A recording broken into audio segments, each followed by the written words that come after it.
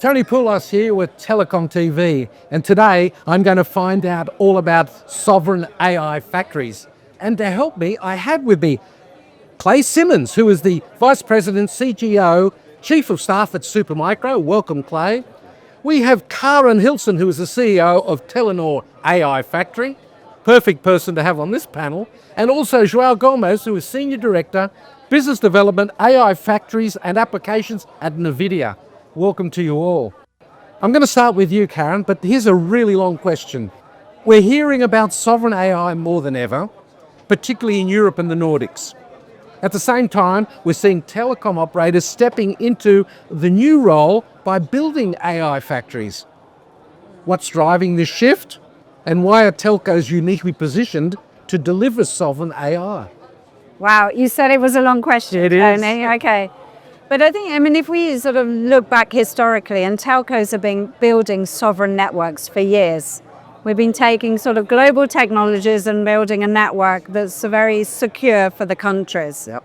So what we thought, what better fit for a telco then to take a world-class sort of the Nvidia AI stack and actually then put the telco-graded security levels on it. So this is why then we sort of, the AI factory was born then in Telenor. So we're building this, we call it the Sovereign, Secure and Sustainable AI Factory.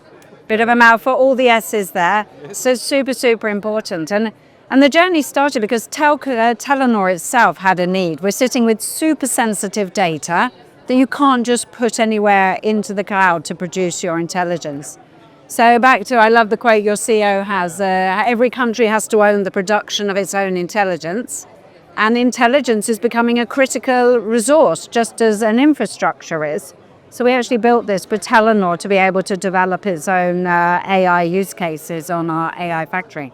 Well, you threw a hospital pass to Joao, so it might be good for him to respond to that, I think. Yeah, I think AI, sovereign AI is about the importance of AI at the end of the day. I think in the past several years you have seen AI become part of our life, everything we do and how we do it. And more that is an essential technology, and essential technology needs essential infrastructure. And every country wants to be part of the AI creation, of the AI economy. And as they build those capabilities, who better than the telcos to go do that? Because if you think about telcos, they are a provider of sovereign capabilities today, right? Connectivity, fiber, everything that a country needs to communicate. So it's just natural for them to extend that essential infrastructure from communications to AI, create a national ecosystem, create wealth, and be part of the AI economy. I think is natural, and it makes a lot of sense. Well, Clay, you're working with telcos, I know. Why do you think they're in a position to provide these AI factories? Yeah, I think just piggybacking off of some of their comments, especially in the EU regions, the GDPR and the requirements for privacy, telcos have this already innate within them.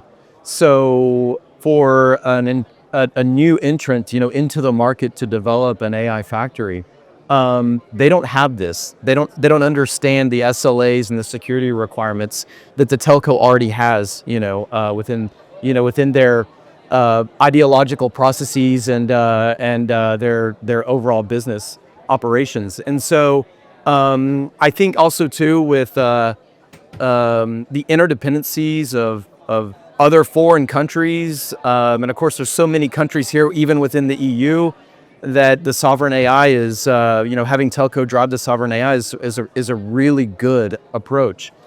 Additionally, I think just the telco having these distributed systems already of connectivity, they have a lot of flexibility to deliver compute, both centrally and also disparate.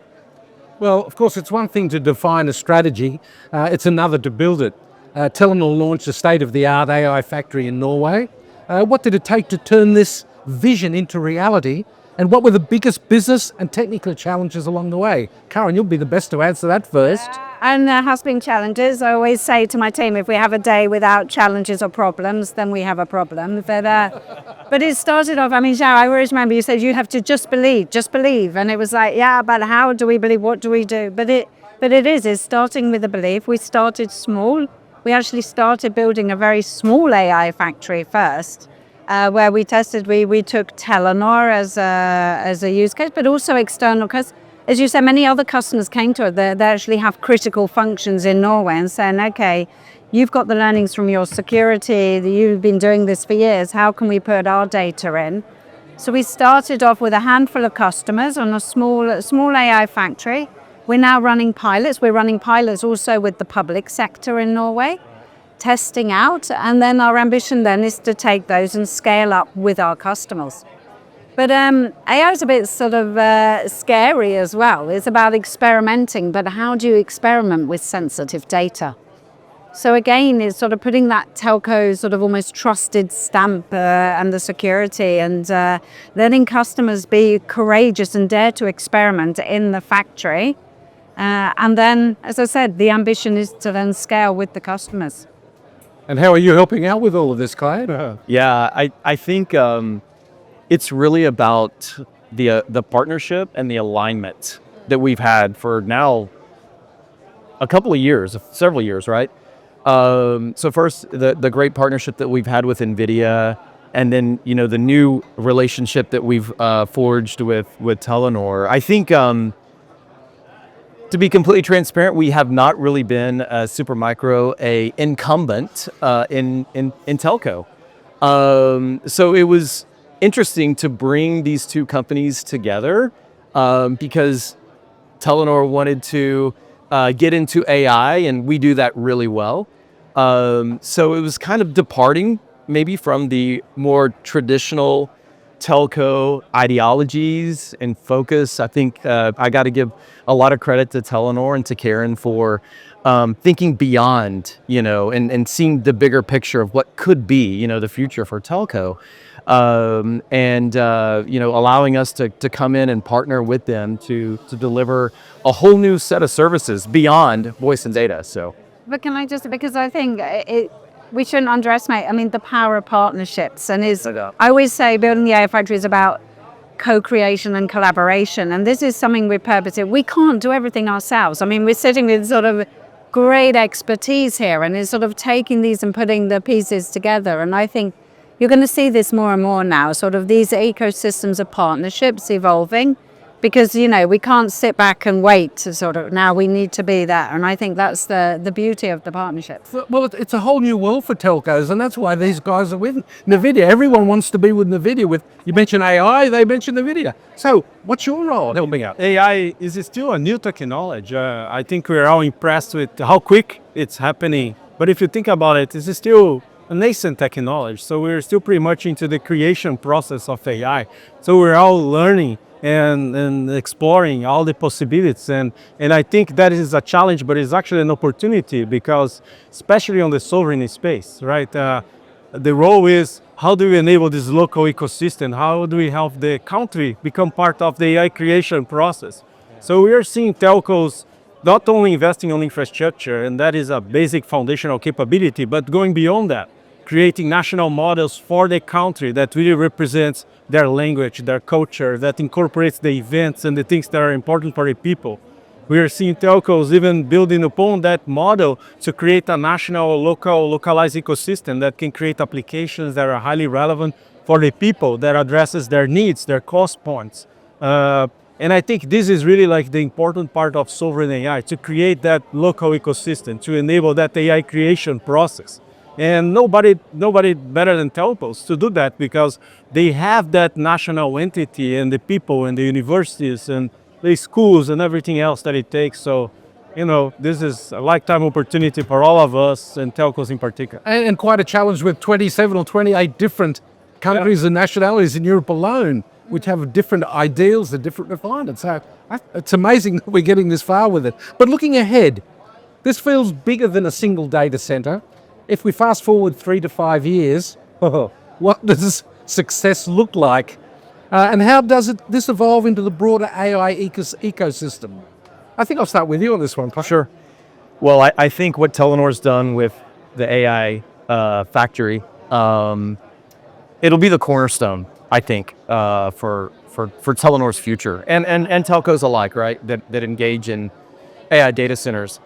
It'll be the heart And surrounding the heart will be a very complex and powerful network of connectivity. And that's something very unique for telcos, so that they will be able to have a distributed compute. So where they're doing training in a centralized function, now they'll be able to deploy inferencing and other services and deliver beyond traditional voice and data a whole new set of offerings that we haven't even thought of yet, and very exciting. So I'm looking forward to what Telenor does with this.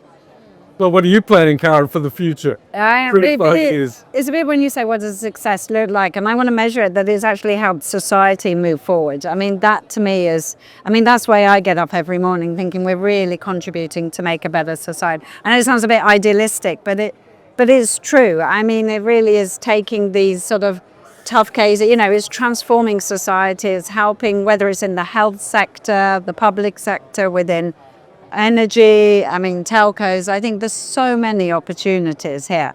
So really, our ambition is to really help move societies forward. And we're starting in Norway. We have a Nordic footprint. There's so many, as you say, the learnings we take, the sharings to, it's, can we say make the world a better place? I don't know, but it's sort of thing. But as I said, we can't forget sustainability either. That element is so important here. Well, I'm pretty sure Joao has a pretty good idea of what's going to happen in 3 to 5 years. And just getting excited, I always get when I hear Kaaren talking. But I think about use case, and I think everything that AI can do for the citizens, for the people of the country, like you think about healthcare, and imagine AI assistants helping people get the healthcare that they need, calling them and advising them and helping them go through the systems, or education, right? The role of AI in education is just scratching the surface. And all of these are areas that are natural for telcos, right? Like building the infrastructure, building the models, building the application, enabling the people to use it through mobile phones, right? In many countries is mobile phone centric countries, and people access that AI to their cell phones, or even like we are seeing the development of voice-driven AI assistants that in many countries is what makes more sense, right? People want to talk with systems in natural language, the way they talk to all of us. And I think, the future is bright, and they're seeing all these opportunities, and telcos are at the forefront of it to make it happen.